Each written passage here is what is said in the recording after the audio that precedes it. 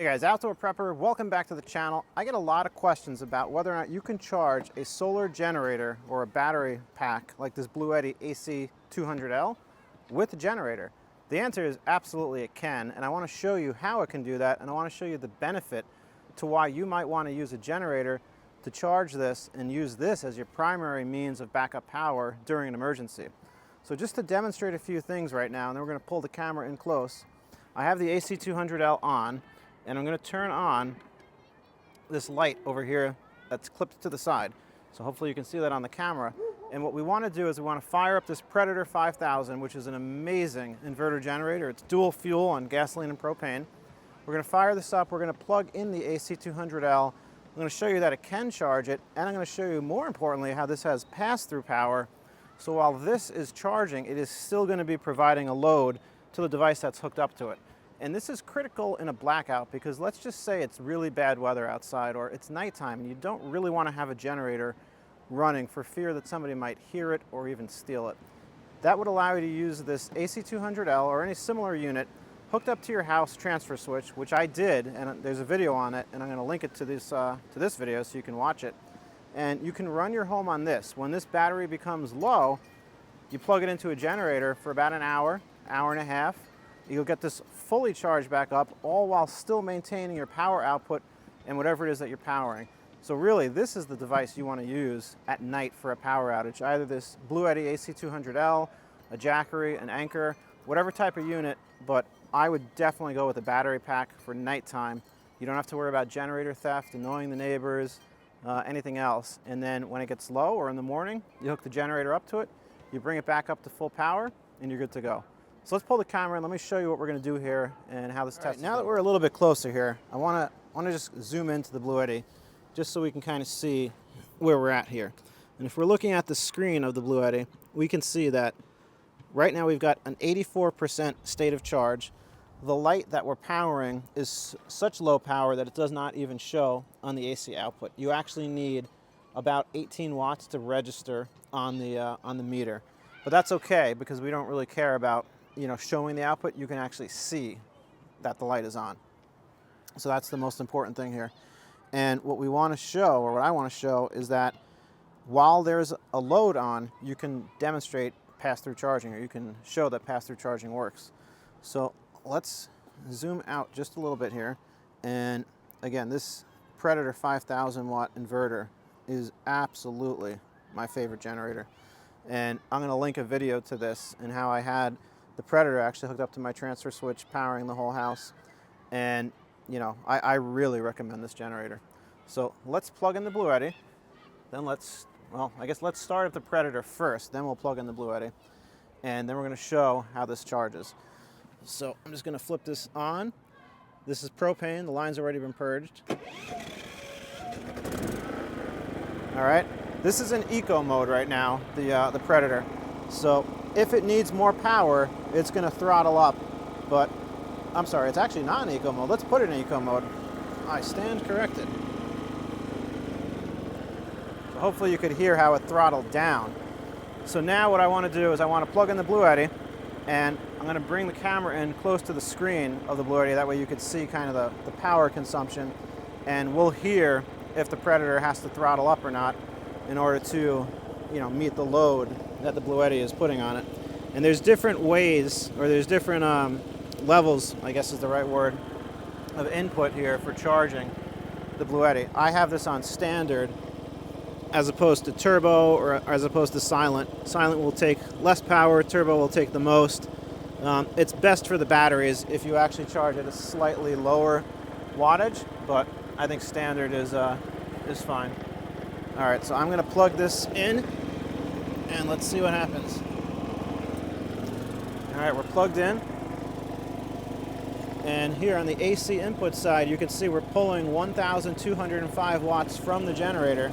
And I just want to pull back a little bit here, and you can see the light is still powered. So what's happening right now is we're demonstrating pass-through power with the Bluetti via the Predator 5000. So at this current rate of input, and the screen is going to probably time out, but I'll just hit the button, it'll come right back on. But at this current rate of input, 1,205 watts, we're saying it's going to be 0.3 hours until this unit is fully charged.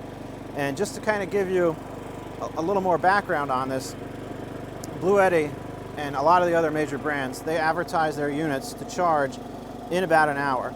So what really happens here is in about 40 minutes, you're going to go from 0 to about 80% of charge, and then in about an hour, hour and a half, depending on the size of your battery and depending on the speed at which you're charging, you'll be totally full and topped off.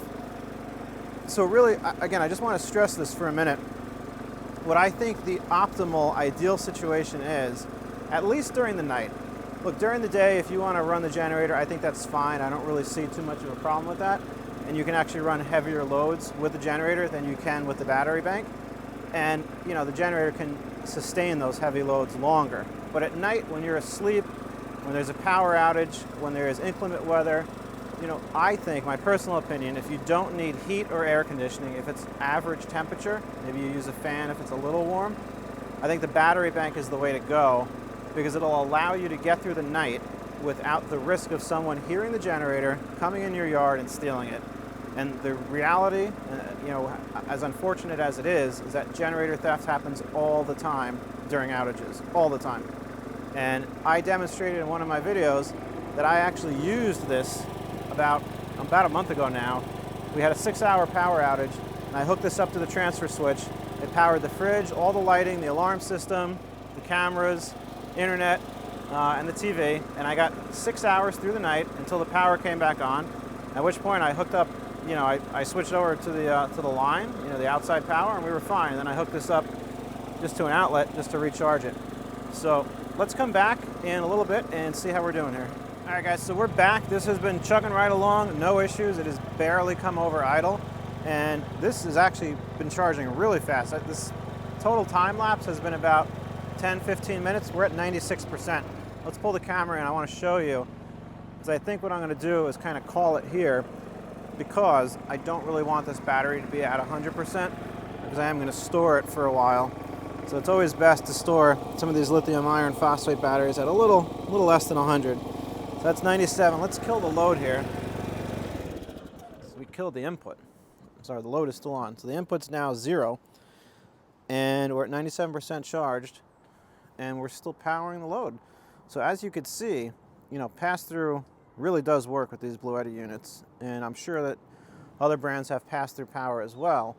But, you know, my experiences with Bluetti, I have the AC200L, the AC180, the AC180P, the AC2A, and the AC2P.